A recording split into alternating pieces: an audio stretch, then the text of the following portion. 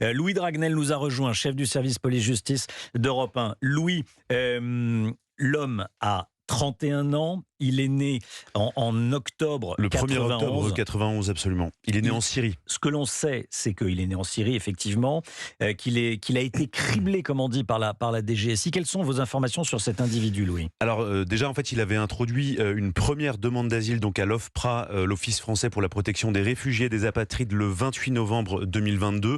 Et donc à ce moment-là, donc il y a toute une procédure qui se met en place et la DGSI, selon nos informations, donc l'a criblé, c'est-à-dire a fait une étude de son profil. Et à ce moment-là, la DGSI ne voit rien d'inquiétant, rien de particulier. Ensuite, en fait, parallèlement à ça, cet homme donc qui est né le 1er octobre 91 en Syrie, a fait une demande d'asile également en Suède. La Suède valide, lui donne le statut de réfugié, donc il n'est plus demandeur d'asile. Il a basculé son statut et donc désormais il est réfugié. Et l'Union européenne lui permet donc de circuler légalement dans tous les pays de l'Union européenne. Donc ça veut dire que cet homme aujourd'hui est en situation légale sur le territoire français, sachant que voilà, il avait passé 10 ans en Suède.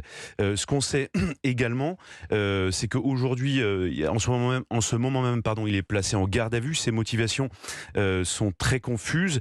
Et puis ce qui est intéressant, c'est qu'on a pu récupérer une note de la DGSI, vous savez, le renseignement intérieur, une note du 5 mai 2023, donc une note assez récente, et qui mettent en garde contre les nouveaux modes opératoires promus par les organisations terroristes. Et je peux vous lire certaines phrases. Par exemple, les policiers expliquent qu'il y a une crainte d'un retour en force, d'attaque au couteau qui contribue à influencer des personnes avant de passer à l'acte.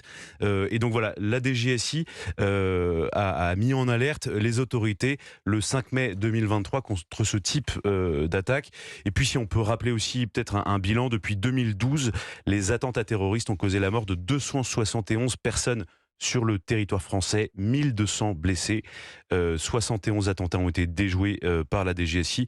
Donc voilà, si on peut vous donner un petit bilan global depuis 2012. Vous restez bien avec nous, Louis Dragnel. Écoutez ce qu'écrit le président de la République. Je vous le lis à nouveau. Attaque d'une lâcheté absolue ce matin dans un parc à Annecy. Des enfants et un adulte sont entre la vie et la mort. La nation est sous le choc.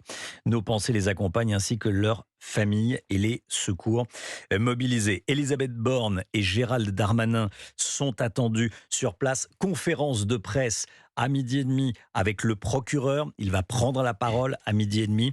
Vous l'entendrez, toutes nos informations avec Jean-Luc Boujon. Louis Dragnel, une nouvelle information. Non, une petite précision. Oui. En fait, le hasard faisait que Gérald Darmanin était au Luxembourg pour un conseil, ce qu'on appelle les conseils JAI. C'est tous les ministres de l'Intérieur et de la Justice des pays de l'Union européenne. Et précisément, cette réunion était consacrée à la réorganisation des demandes d'asile au sein des pays de l'Union européenne. Et donc, Gérald Darmanin avait fait un point presse, d'ailleurs, juste avant d'apprendre cette attaque terroriste, enfin, on ne sait pas encore si elle est terroriste, mais vraisemblablement, et dans lequel il appelait à réformer l'asile au niveau européen.